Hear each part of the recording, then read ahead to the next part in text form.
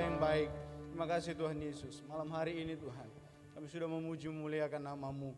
Dan tiba saatnya kami akan mendengarkan kebenaran firman-Mu Tuhan.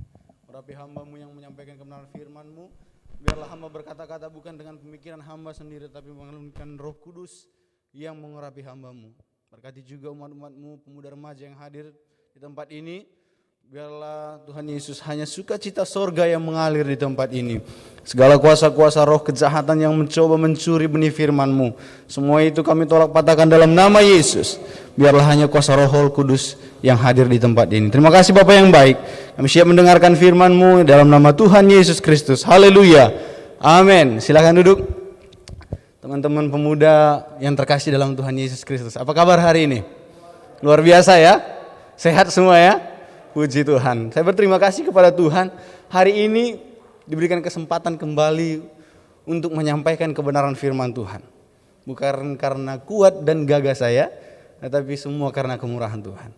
Berterima kasih juga kepada Bapak Ibu Gembala yang sudah kembali mempercayakan saya untuk menyampaikan kebenaran firman Tuhan pada malam hari ini. Dan pada saat hari ini kita akan mendengarkan firman Tuhan yang saya berikan tema yaitu sentuh dan dapatkan hati Yesus. Sentuh dan dapatkan hati Yesus. Nah, kalau berkata tentang sentuh itu berkenaan, ya sudah pasti berkenaan ya. Nggak mungkin sentuh tapi nggak kena ya, betul ya. Nah, dan dapatkan hati Yesus. Nah, hari ini firman Tuhan saya ambil dalam Markus pasal yang pertama, ayat yang ke-40 sampai dengan ayatnya yang ke-45. Tetapi kita akan membaca ayat per ayat. Yang akan kita baca pertama yaitu Markus pasal pertama yang 40 sampai dengan 41. Markus pasal yang pertama ayat 40 dan 41. Demikian kebenaran firman Tuhan. Seorang yang sakit kusta datang kepada Yesus dan sambil berlutut di hadapannya, ia memohon bantuannya. Katanya, kalau engkau mau, engkau dapat mentahirkan aku. Lanjut, maka tergeraklah hatinya oleh belas kasihan. Lalu ia mengulurkan tangannya, menjamah orang itu dan berkata kepadanya, aku mau, jadilah engkau tahir. Stop, di situ firman Tuhan. Nah, kalau kita melihat di ayat yang pertama berbicara tentang orang yang penyakit kusta. Kalau di dalam perjanjian lama di zaman Yahudi, orang kusta itu sangat najis, diasingkan. Bahkan mungkin nggak ada tempat bagi mereka di orang-orang ramai ya. Karena dibilang di Alkitab, di dalam Imamat pasal yang ke-13 kita lihat dulu. Di dalam Imamat pasal yang ke-13. Imamat pasal yang ke-13 ayat yang ke-45. Saya bacakan kebenaran firman Tuhan. Orang yang sakit kusta harus berpakaian yang cabik-cabik, rambutnya terurai, dan lagi ia harus menutupi mukanya sambil berseru-seru, najis, najis. Yang selanjutnya, selama ia kena penyakit itu, ia tetap najis. Memang ia najis, ia harus tinggal terasing di luar perkemahan. Itulah tempat kediamannya, jauh daripada orang-orang ramai. Kenapa? Karena penyakit kusta ini adalah penyakit yang sangat najis pada waktu itu. Tidak ada tempat bagi mereka, diasingkan, jauh dari orang-orang banyak. Tetapi kita melihat kembali kebenaran firman Tuhan di dalam Markus pasal yang pertama. Di sana menjelaskan bahwa Tuhan Yesus dilatar belakangi oleh belas kasihan Tuhan Yesus pada waktu itu. Ia menarik perhatian Yesus. Seorang yang kusta menarik perhatian Yesus. Ia berhasil menyentuh dan mendapatkan hati Yesus. Sehingga di ayat yang kedua, di situ dijelaskan, aku mau. Kalau kita melihat dia di sini, poin yang pertama yang saya catatkan adalah merendahkan diri di hadapan Tuhan. Kita lihat bersama-sama, seorang yang sakit kusta datang kepada Yesus dan sambil berlutut. Artinya apa? Dia merendahkan diri di hadapan Tuhan. Nah, bagaimana kita hari-hari ini? Apakah kita berlutut merendahkan diri di hadapan Tuhan?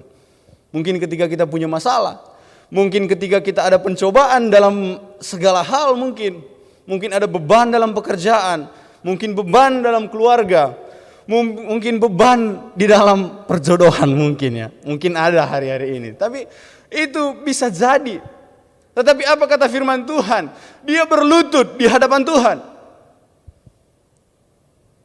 Poin yang pertama di sini, merendahkan diri di hadapan Tuhan. Salah satu cara bagaimana kita dapat menyentuh dan mendapatkan hati Yesus adalah berlutut di hadapan Tuhan.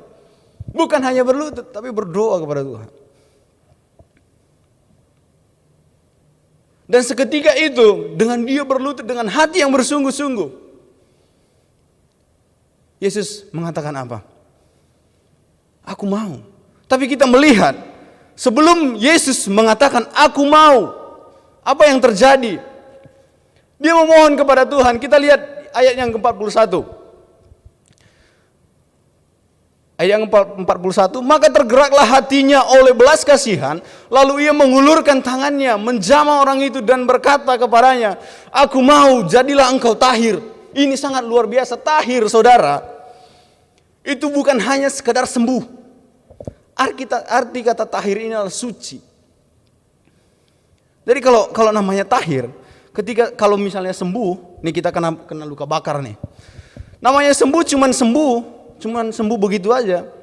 Tapi bekasnya tetap ada. Tapi tahir itu hilang. Semuanya kembali seperti kesemula, suci, tidak bercacat celah. Tidak ada bekas luka sama sekali. Itu artinya tahir. Wow, bayangkan seorang yang kusta. Di daerah kami ada namanya tempat pengasingan orang-orang kusta. Rumah sakit khusus orang kusta di kampung kami.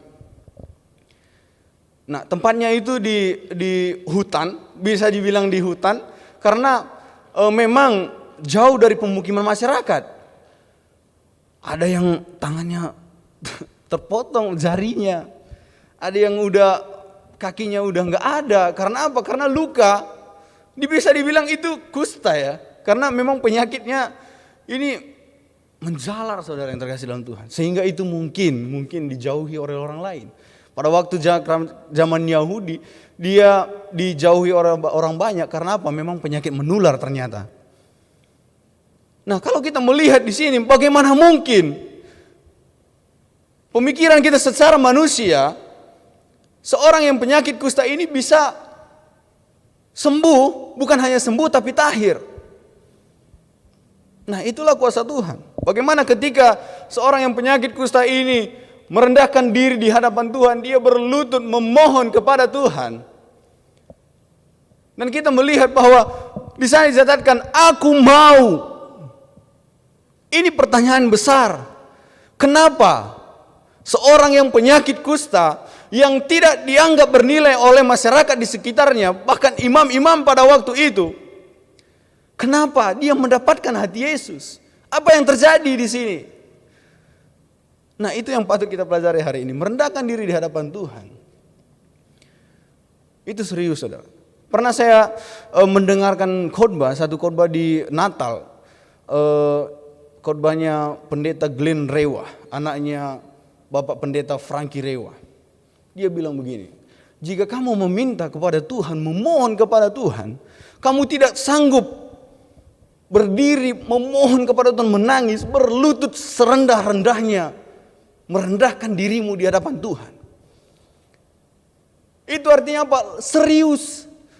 Serius ketika kita berdoa kepada Tuhan, berlutut itu serius dengan Tuhan.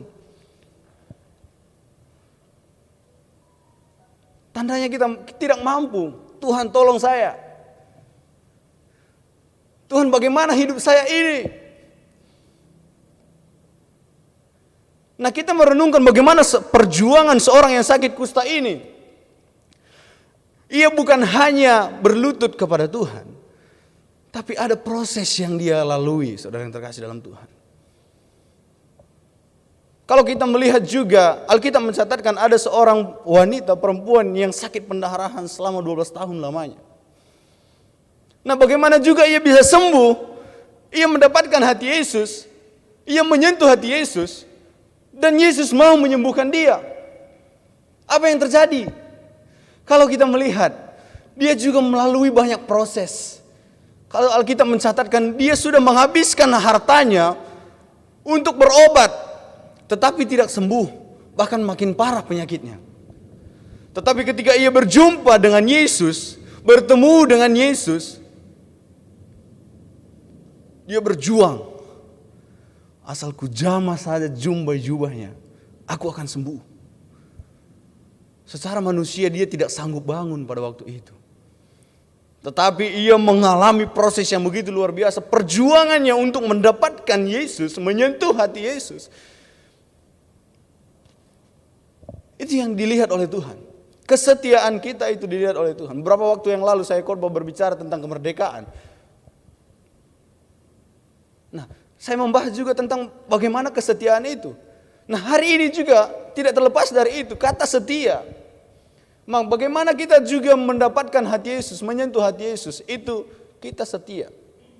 Yang kedua, itu kita setia bagaimana cara kita hidup, cara kita beribadah, cara kita memohon kepada Tuhan, cara kita melayani Tuhan. Kesetiaan itu penting. Sedangkan di dunia aja kita dituntut untuk setia satu sama lain, betul? Apalagi dengan Tuhan yang sudah begitu setia. Firman Tuhan mengatakan, fakta mengatakan bukan hanya kasihnya yang dia berikan, tapi nyawanya sendiri. Bagaimana bukti kasih itu? Saya sudah pernah membahas tentang bagaimana ketika Yesus berjanji, dia lakukan janjinya. Dia lakukan dengan tindakannya. Bagaimana dengan kita hari-hari ini? Kita dituntut untuk merendahkan diri, kita dituntut untuk setia. Pertanyaannya, apakah ada faktanya? Apakah ada tindakan yang kita lakukan ketika kita berbicara tentang, oh Tuhan saya berlutut di hadapan Tuhan, oh Tuhan saya mau setia kepada Tuhan? Pertanyaan datang kepada saudara dan saya hari ini. Nah, kalau kita melihat selanjutnya, kita melihat di sana mencatatkan bahwa lalu ia mengulurkan tangannya, menjamah orang itu dan berkata kepadanya, aku mau. Ini sangat luar biasa, saudara. Sangat luar biasa. Belas kasihan Yesus, apakah ada pada kita hari-hari ini? Belas kasihan Yesus pada waktu itu, apakah mengalir untuk kita hari-hari ini? Selanjutnya kita baca di ayat yang ke-42. Di ayat ke-42 di dalam kitab yang sama, seketika itu juga lenyaplah penyakit kusta orang itu dan ia menjadi tahir. Saudara, lenyap, penyakitnya hilang dan dinyatakan di sana ia tahir. Seperti yang saya bilang tadi, tahir bukan hanya sembuh, tetapi bekasnya tidak ada, suci. Itu arti kata tahir, bukan hanya sekedar sembuh. Kalau kita melihat di saya bilang tadi seorang perempuan yang sakit pendarahan selama 12 tahun di sana sembuh ya. Karena memang tidak ada bekas luka, bukan sama seperti orang yang kusta ini, tetapi ia mengalami sakit pendarahan yang begitu parah selama 12 tahun. Ia mengalami hal itu, berobat kemana-mana. Segala tabib, segala dokter-dokter mungkin, segala hartanya sudah dia pergunakan untuk mendapatkan yang namanya kesembuhan. Tetapi firman Tuhan mencatatkan dia bukan sembuh, tetapi makin parah penyakitnya. Ada proses yang ia lalui. Ketika kita melihat ayat ini, kita hanya terfokus kepada dia sembuh. Tetapi sebelum dia sembuh, sebelum dia mendapatkan hati Tuhan, sebelum dia mendapatkan hati Yesus, ada proses yang dia lalui. Ada tindakan yang dia lalui. Kita beriman kepada Tuhan. Iman kita kepada Tuhan bahwa kita akan sembuh. Tetapi tidak cukup hanya engkau beriman. Harus ada tindakan yang engkau lakukan. Betul ya? Harus ada tindakan. Dari firman Tuhan mencatatkan bahwa perempuan ini menghabiskan hartanya. Berarti apa? Ada tindakan yang dia lakukan sebelum dia percaya kepada Tuhan. Tetapi sia-sia. Karena apa? Dia mengandalkan dunia. Harta dunia. Ia mengandalkan kekuatannya sendiri. Tapi fakta-fakta Alkitab mencatatkan bahwa kita dituntut untuk merendahkan diri di hadapan Tuhan. Tuhan tidak butuh apa yang kita punya hari ini. Tuhan tidak butuh seberapa banyak harta saudara dan saya hari ini. Tetapi Tuhan perlu bagaimana sikap hati kita. bagaimana pikiran kita, bagaimana tindakan kita itu menyenangkan hati Tuhan. Sehingga itu firman Tuhan berkata tadi di dalam Markus pasal yang pertama ayat yang 41, aku mau. Bagaimana kita bisa mendapatkan kata-kata itu? Ketika kita berdoa kepada Tuhan, Tuhan, saya mau ini, saya butuh ini Tuhan. Alangkah bahagianya ketika Tuhan menjawab, ya, aku mau, dan jadilah seperti yang engkau mau juga. Tuhan, saya butuh pekerjaan. Tuhan jawab, oke, aku mau bekerja. Tuhan, kita meminta kepada Tuhan, saya mau menikah, saya butuh jodoh Tuhan. Tuhan bilang, saya mau ini. Tuhan, saya mau sembuh. Tuhan, saya mau pulih dari penyakit saya. Tuhan bilang, aku mau. Alangkah bahagianya hidup kita ketika Tuhan berkata, aku mau. Betul saudara ya? Bahagia sekali. Ketika orang tua kita meminta kepada orang tua kita, "Ma, saya mau minta uang, Ma. Segini, mau beli ini." "Oh iya, oke. Nih." Senang gak saudara? Senang ya? Senang. Nah, bagaimana ketika Tuhan meminta kepada kita? Apakah kita melakukan hal yang sama? Apakah kita melakukan hal yang sama ketika kita meminta kepada Tuhan? Dan ketika Tuhan meminta kepada kita? Inilah pertanyaan yang besar. Pertanyaan yang wajib kita jawab dan kita tindaki. Renungkan kebenaran firman Tuhan. Bagaimana hidup ini harus sinkron dengan pikirannya Tuhan. Harus sejalan dengan hatinya Tuhan. Saudara yang terkasih dalam Tuhan, pernah suatu saat saya kalau di Tentena itu ada yang namanya praktek. Itu keluar setiap hari Sabtu dan hari Minggu. Pelayanan. Nah, hari pertama, pelayanan pertama saya ada yang namanya Desa Peura di sana. Rizky pasti tahu sama Apri. Nah, saya bilang, saya ketemu sama Om Abed. Saya bilang, "Om, kami ke sana naik apa ya Om ya?" Saya bilang begitu saudara. Pikirkan sendiri. Bagaimana caranya engkau sampai di sana. Dan kami berjalan ketika waktu itu berjalan bersama dengan teman saya orang Manado. Saya tanya, "Kamu tahu nggak tempat di mana tempatnya?" Tidak tahu. Kami buta sama sekali, tidak tahu jalan. Dan sampai masuk ke hutan, sampai ke persimpangan jalan itu, dia bilang sama saya, "Bagaimana kalau kita beli minum dulu dan bekal?" Saya bilang, "Nggak usah deh, nanti capek, soalnya tas juga udah berat. Bagaimana kalau kita bawa air minum gitu kan?" Kami bertanya sama satu orang bapak-bapak. Dia bilang, saya bilang kepada orang tua itu, saya bilang, "Om, betul ini jalan ke Peura?" "Iya betul, ini naik ke atas terus."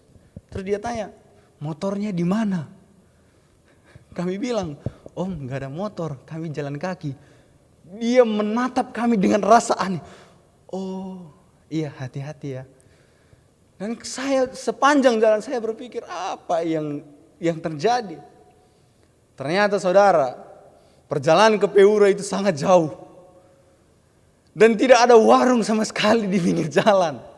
Dan waktu itu, nyampe di Pastori, mereka sedang puasa ternyata. Kami nyampe di Pastori itu sekitar jam 12:30. Dan mereka lagi puasa di sana. Wah, gak ada minum, gak ada makan sama sekali di tengah jalan. Tetapi di tengah jalan, pertolongan Tuhan luar biasa. Kenapa saya bilang luar biasa? Ini memang sangat kecil. Tetapi saya bilang ini adalah bagaimana Tuhan memakai teman saya untuk membuat kami itu tidak kehausan pada waktu itu. Ada buah. Saya nggak tahu itu buah apa. Kalau dia bilang itu buah ranjang, kecil, warna kuning. Dia bilang begini sama saya, "Oh ini makanan nih, manis." Saya bilang, saya takut, nanti itu racun bahaya, jangan sembarangan makan. "Enggak, betul," saya bilang sama dia. "Makanlah." Ya dia makan. Dalam hati saya tunggu 10 menit. Kalau kamu tumbang, saya gak bakal makan. Badannya besar saudara, besar. Saya berpikir gimana caranya kalau dia pingsan ini saya gendong dia, jauh lebih besar daripada saya.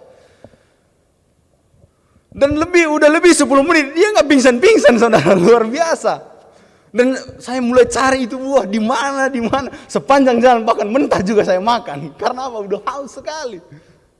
Tapi itulah bentuk bagaimana kesetiaan kita. Bagaimana kita menyerahkan diri ke hadapan Tuhan itu. Ada banyak proses yang kita lalui. Ada banyak tantangan, rintangan yang kita hadapi ketika mengikut Tuhan. Firman Tuhan mencatatkan, mengikut Tuhan bukan enak. Mengikut Tuhan bukan senang-senang. Tetapi kita dikaruniakan, kita dianugerahkan juga. Kita juga diberikan karunia untuk menderita untuk Dia. Betul ya? Bukan hanya untuk percaya tetapi untuk menderita juga. Nah, ini yang mereka rasakan. Seorang perempuan yang kena pendarahan selama 12 tahun dan seorang yang terkena kusta, ini yang mereka rasakan. Bagaimana kesakitan yang begitu parah, luar biasa. Oh, ini sangat luar biasa. Tetapi mereka mampu menjalani proses itu dan berhasil mendapatkan, menyentuh dan mendapatkan hati Yesus. Saya tadi hari ini sakit gigi, sakit sekali. Dan saya ke dokter, direkomendasikan oleh tante, saya ke situ. Dia bilang sama saya, "Mas, ini nggak bisa dibius." Karena soalnya udah ada bengkak kan saudara ya. Jadi kita bedahnya itu nggak usah pakai bius, ya udah mati saya gimana ceritanya. Tapi nggak apa-apa. Saya lebih takut lihat jarum suntik daripada pisau, Dok. Saya bilang begitu. Jadi nggak dibius, saudara. Sakitnya minta ampun. Ini masih sakit gigi, bukan nggak sakit kayak mereka, tetapi memang nggak menangis bersuara, tetapi air mata saya jatuh, sakit sekali. Sampai dijahit juga, itu nggak pakai bius, saudara. Dia bilang sama saya, "Mas, jangan buka mata, nanti takut." "Mbak, saya lebih takut kalau saya tutup mata." Saya bilang begitu sama dia. Saya buka mata, wow, Tuhan ini luar biasa. Mulut saya udah penuh dengan darah, bagaimana ini? Saya takut. Dan saya bertanya kepada Tuhan, bagaimana saya melayani hari ini Tuhan? Soalnya tadi pagi tante bilang, "Esra, kamu melayani." Oh, puji Tuhan. Pas operasi bukan lagi sakitnya yang saya pikirkan. Bisa nggak ini hari ini Tuhan? Bisa nggak hari ini? Wow, itu luar biasa ya. Itu masih sakit gigi. Bagaimana penyakit yang mereka alami pada waktu itu? Penyakit kusta, pendarahan. Luar biasa, saudara. Nah, itu yang harus kita pelajari, bagaimana sih caranya mereka ini. Kok bisa mereka mendapatkan hati Yesus? Saya udah menangis, merengek-rengek. Saya udah maaf cakap, ingus saya udah keluar berdoa kepada Tuhan, tetapi kok permintaan saya Tuhan belum penuhi. Keinginan saya, kebutuhan saya kok Tuhan belum kasih. Pertanyaannya, saudara yang terkasih dalam Tuhan, sudahkah kita merendahkan diri di hadapan Tuhan? Sudahkah kita setia kepada Tuhan? Bukan Tuhannya yang salah. Bukan Yesus yang salah ketika ia belum menepati, ketika ia belum memberikan apa yang kita mau. Tapi coba koreksi diri kita. Tanya hati saudara. Apa yang sudah terjadi sehingga Tuhan, engkau mulai jauh dari saya? Bukan Tuhan yang jauh, tapi kita yang jauh dari Tuhan. Nah, saudara, kita jauh daripada hadapan Tuhan. Bagaimana caranya kita bisa menyentuh hati Tuhan? Saya tidak bisa menyentuh saudara pada waktu hari ini. Karena apa? Jauh. Demikian juga Tuhan Yesus. Bagaimana caranya kita bisa menyentuh dan mendapatkan hati Yesus, sedangkan kita jauh daripada Yesus. Kita tidak membangun persekutuan pribadi dengan Tuhan.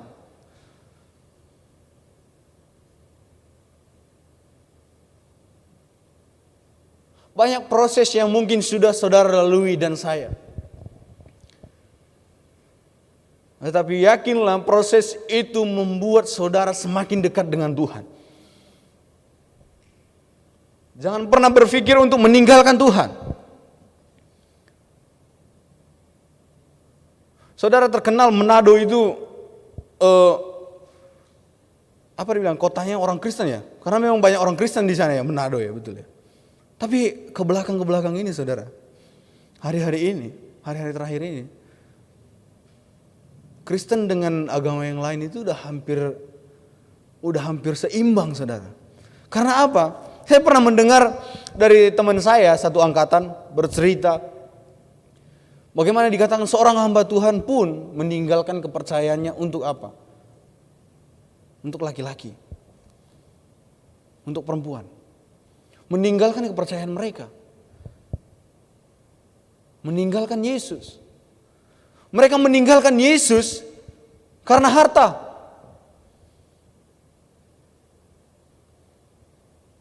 Dan tidak sedikit saudara yang terkasih dalam Tuhan, ini mereka yang bilang ya, bukan saya yang bilang, tetapi lebih banyak perempuan yang meninggalkan kepercayaan mereka untuk itu. Saya tidak tahu apa yang ada dalam pikiran mereka pada waktu itu. Tapi saya berpikir, akhir zaman ini memang sangat luar biasa. Kita harus memang bagaimana kita itu merendahkan diri hadapan Tuhan dan membangun komitmen kita untuk setia kepada Tuhan. Jangan sampai kita di antara mereka itu. Amin ya. Jangan sampai kita di antara mereka itu. Saya pernah katakan begini, mau engkau mungkin tidak berkati, mau mungkin engkau tidak disembuhkan, mau mungkin keinginanmu tidak Tuhan penuhi, tetap katakan, aku mau tetap setia kepada Tuhan. Saya yakin dan percaya Tuhan Yesus berkata, aku mau dan jadilah. Saya yakin ketika kita berkata seperti itu dan bertindak seperti itu, saya yakin dan percaya Tuhan Yesus juga bertindak dengan segala yang Ia punya, dengan segala kemahakuasaannya. Dia berkata, aku mau dan jadilah seperti yang engkau mau juga. Ini yang terjadi pada ayat ini hari ini. Firman Tuhan berkata, aku mau dan jadilah engkau tahir. Dan mungkin hari ini kita sakit, mungkin hari ini kita punya kesusahan, mungkin hari ini kita punya beban. Ingat dengan iman kita, pikirkan dengan iman kita bahwa Tuhan Yesus berkata hari ini, aku mau dan jadilah. Nah, selanjutnya saudara, saya sudah singgung juga, poin yang berikutnya itu kemauan, tekad, komitmen. Itu yang harus kita punya. Kemauan, tekad, dan komitmen. Kalau kita melihat, sangat kecil kemungkinan mereka ini bisa bertemu dengan Yesus. Karena apa? Mereka terasingkan. Mereka jauh daripada halayak ramai. Mereka jauh juga daripada Tuhan. Tetapi bagaimana ia bisa mendapatkan Yesus, bertemu dengan Yesus pada waktu itu? Saya sempat berpikir ketika saya membaca ini, bagaimana caranya ya dia ketemu dengan Tuhan? Karena pada waktu itu kalau bertemu dengan Tuhan langsung berpapasan begini ya, dengan Yesus ya, berpapasan. Bagaimana caranya dia bisa, sedangkan dia penyakit kusta? Dan yang kedua, bagaimana caranya perempuan yang sakit pendarahan, yang selama 12 tahun dia bisa bertemu dengan Yesus, sedangkan dia sakit parah. Dan mungkin pada waktu itu dia tidak bisa bangun. Dan mungkin dia kayak ngesot ya saudara ya.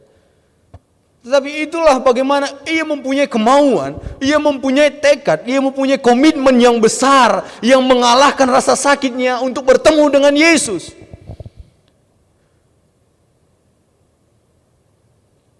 Ketika kita merendahkan diri di hadapan Tuhan, memohon kepada Tuhan, dan kita berkomitmen setia kepada Tuhan, Tuhan Yesus memberikan kita kekuatan untuk melampaui itu semuanya. Selama 5 tahun Tuhan tidak promosikan saudara dan saya mungkin.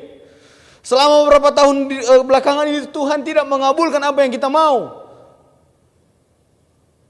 Tetapi ingat baik, Tuhan Yesus mampu memberikan engkau kekuatan lebih untuk melalui proses itu, untuk membawa engkau kepada tingkat yang lebih tinggi.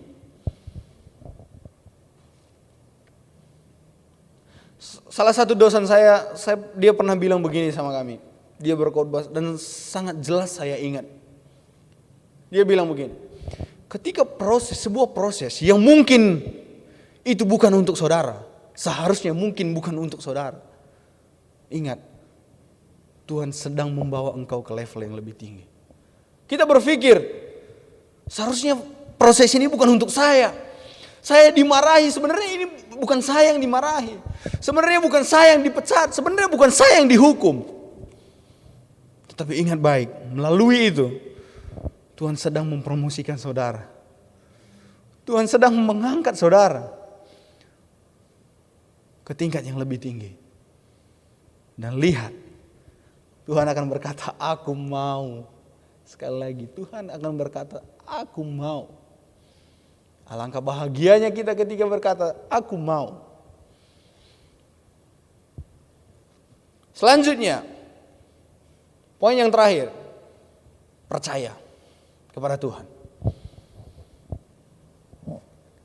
Kalau kita melihat, Alkitab mencatatkan bagaimana perempuan yang sakit kusta itu, sakit pendarahan selama 12 tahun, dia sudah menggunakan segala kekuatannya, menggunakan hartanya, untuk mendapatkan yang namanya kesembuhan.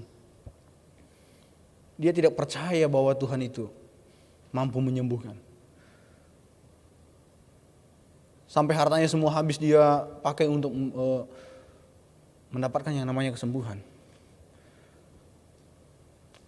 Tetapi pada waktu kepercayaan itu timbul dalam hatinya, ketika kemauan itu, tekad itu muncul dalam hatinya, Tuhan memberi dia kepercayaan.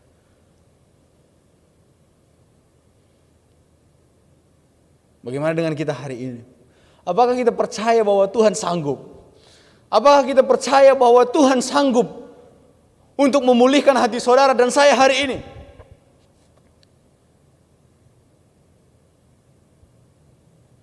Apakah kita percaya bahwa tidak ada yang mustahil bagi Tuhan hari-hari ini? Saya mau katakan, kenapa orang-orang banyak meninggalkan Tuhan, meninggalkan kepercayaannya? Karena mereka tidak percaya sepenuhnya kepada Tuhan. Mereka masih memikirkan bagaimana caranya saya mendapatkan keselamatan dari beliau.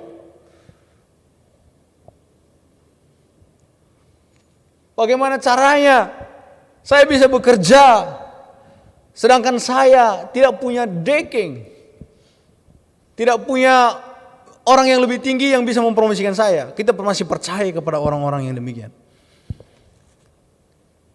Tuhan menuntut kita untuk percaya saja kepada Dia. Semua yang kita perlukan, semua yang kita butuhkan, Tuhan pasti cukupkan. Hingga akhirnya kita akan menemukan satu kata yang berkata, aku mau. Saudara, contoh yang terakhir, Raja Hizkia, yang seharusnya dia sudah mati, tetapi dia diberikan kembali hidup oleh Tuhan. Bagaimana besarnya itu iman seorang Nabi Hizkia, Raja Hizkia, sehingga ia mampu menyentuh dan mendapatkan hati Yesus, dan ia mendapatkan kehidupannya kembali. Namun pernahkah kita bertanya dalam kehidupan ini, Tuhan, apakah saya sudah menyentuh hati Tuhan? Apakah saya sudah mendapatkan hati Tuhan? Mulai merenungkan firman Tuhan hari ini, saudara. Bukan hanya sekedar engkau menyentuh hati Tuhan, tetapi harus mendapatkannya, dan usahakan itu harus tetap tinggal di dalam genggaman saudara dan saya. Ketika kita sudah mendapatkan sesuatu, usahakan itu tetap dalam genggaman saudara, jangan sampai lepas. Kita semua dikaruniakan yang namanya Roh Kudus, tapi ingat baik, seketika Roh Kudus akan bisa hilang dari hadapan, dari kehidupan saudara dan saya. Jangan sampai Yesus pergi dari kehidupan saudara. Bagaimana murka Yesus yang begitu besar kepada bangsa Israel, jangan sampai hal itu terjadi dalam kehidupan kita.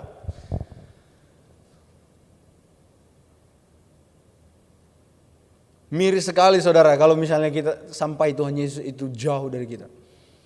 Seperti yang saya katakan, kita tidak akan sama sekali bisa menyentuh dan mendapatkan hati Yesus. Karena apa? Karena kita jauh daripada Tuhan.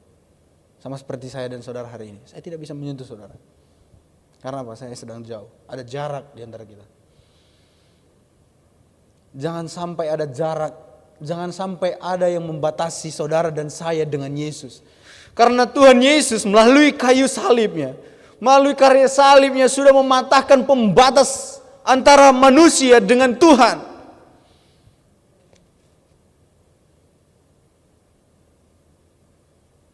Tidak ada lagi pembatas antara kita dengan Tuhan. Kita bisa minta langsung kepada Tuhan.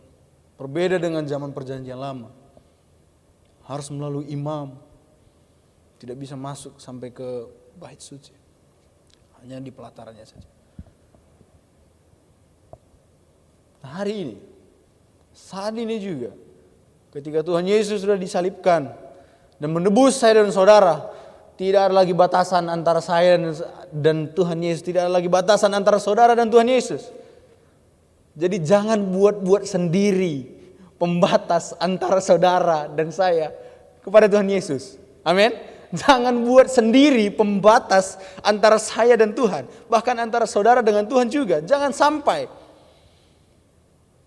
Kenapa saya katakan demikian? Ketika kita melakukan yang namanya kesalahan, yang tidak berkenan di hadapan Tuhan, suatu tindakan yang tidak berkenan di hadapan Tuhan, itu artinya kita membuat batas diri kita dengan Tuhan. Yang membatasi diri saudara, saya dengan Tuhan itu adalah dosa. Tuhan Yesus sudah memutuskan itu semuanya. Jangan sampai saudara dan saya membuat batas dengan Tuhan. Karena sama sekali saudara dan saya tidak akan bisa menyentuh dan mendapatkan hati Yesus.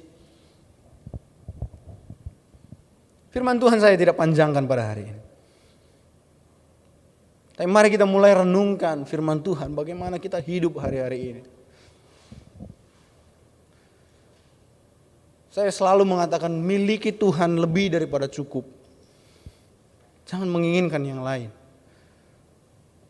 Saya mengundang pemain musik untuk maju ke depan. Kita mulai renungkan firman ini.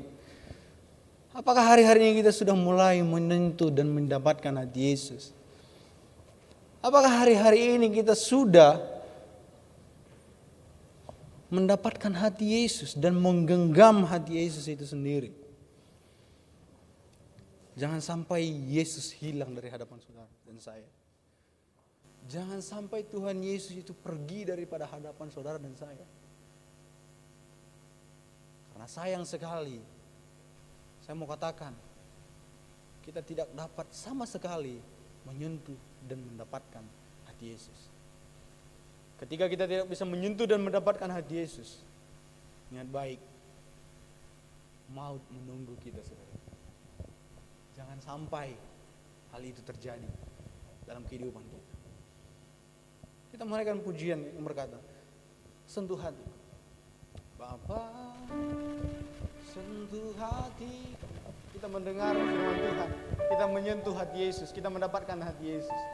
Tapi kita memohon juga kepada Tuhan hari ini, melalui pujian ini, Bapa sentuh hatiku, ubah hidupku. Amin. Mulai renungkan firman ini.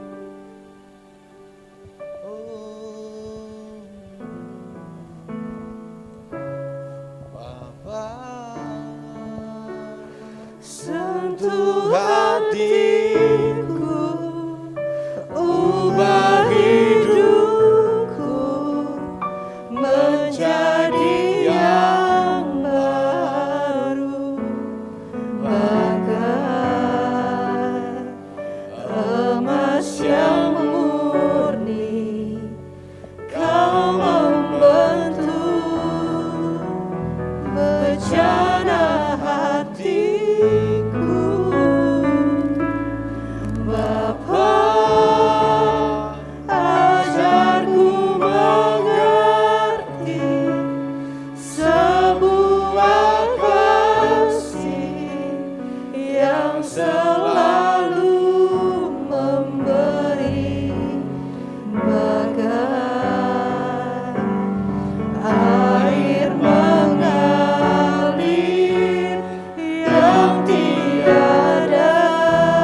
Sama-sama katakan, Bapa sentuh hatiku. Bapa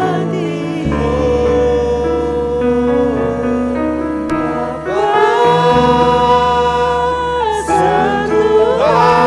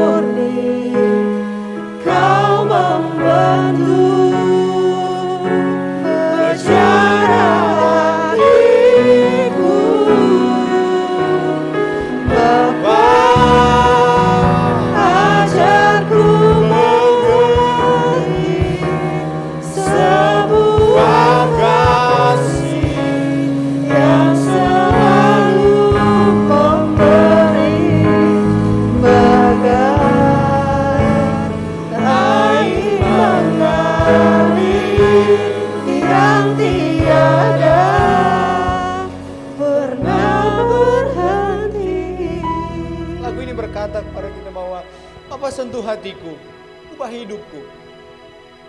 Bagai emas yang murni, bagai air yang mengalir, yang tiada berhenti, saudara.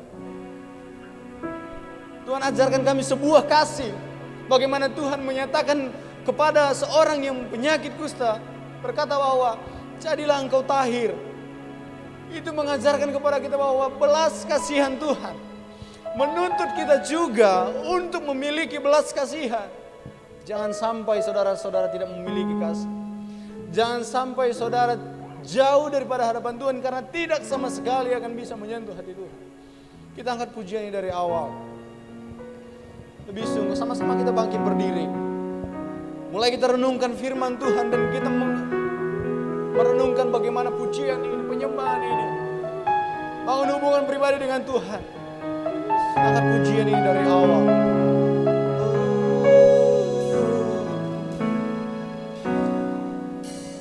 Betapa ku mencintai.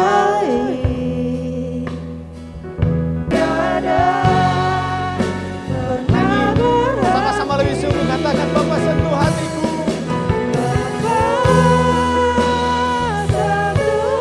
Biarkan Tuhan Yesus menyentuh hati saudara dan saya hari ini. Jangan buat batasan saudara dengan Tuhan Yesus. Jangan sampai dosa membatasi kita dengan Tuhan. Beri dirimu, beri hatimu untuk disentuh.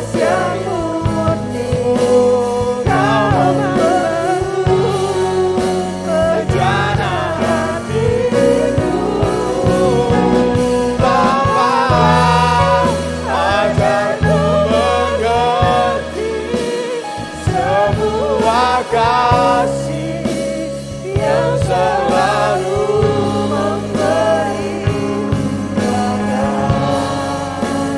air mengalir yang tiada. Lagi, lebih sungguh sama-sama katakan, Bapa sentuh hatiku. Sentuh hatiku, ubah hidupku.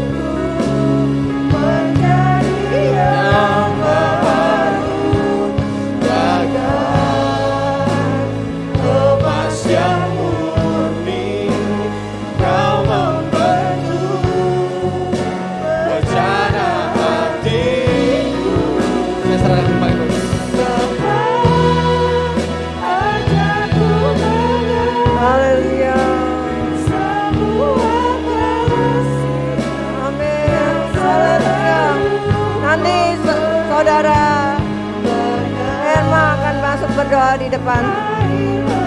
Saudara Herma akan berdoa di depan.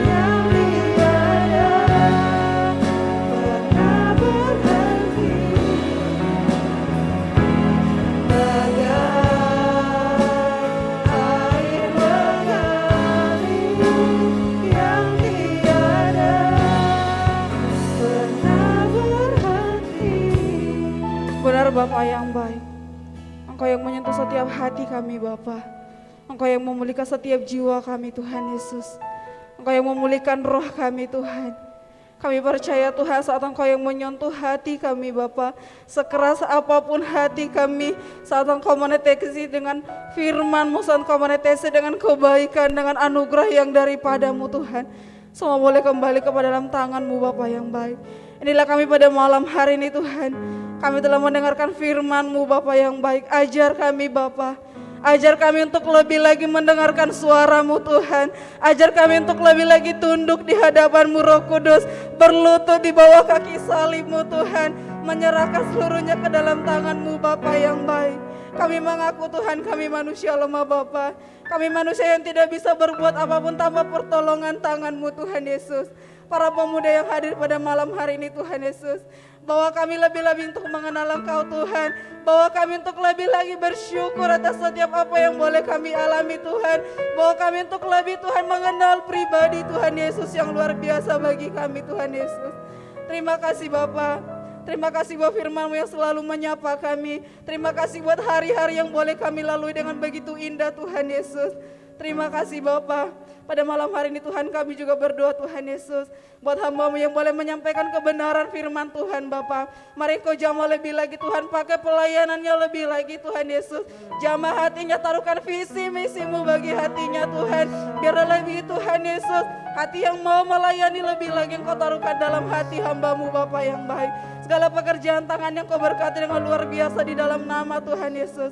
Kami percaya Tuhan masa depan yang indah Kau rencangkan bagi hamba-Mu Bapa yang baik. Terima kasih Bapa, terima kasih Roh Kudus.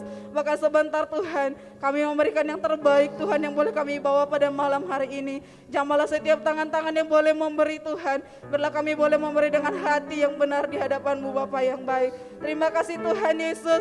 Bahkan Bapak Gembala kami dan Ibu Gembala Tuhan, Koko dan Cici Engkau jamah semua di dalam nama Tuhan Yesus. Kami percaya Tuhan, Engkau yang pakai mereka lebih lagi Tuhan untuk melayani Engkau, untuk memberikan hatinya sepenuhnya bagi-Mu Tuhan Yesus. Bahkan Tuhan kesehatan mereka Engkau jaga di dalam nama Tuhan Yesus. Kami percaya dimanapun mereka melayani Bapa, berkat sejahtera yang daripada-Mu Tuhan turun atas mereka Bapa yang baik. Terima kasih Bapa, terima kasih Roh Kudus. Biarlah Tuhan Yesus yang terus menuntun kami para pemuda yang ada di tempat ini. Dan kami percaya Tuhan, bangku-bangku yang kosong pada saat ini kami berdoa dengan iman kami. Di dalam nama Tuhan Yesus Kristus, Engkau yang membawa setiap teman-teman kami untuk datang kembali beribadah. Di dalam nama Tuhan, haleluya Bapa, haleluya, amin.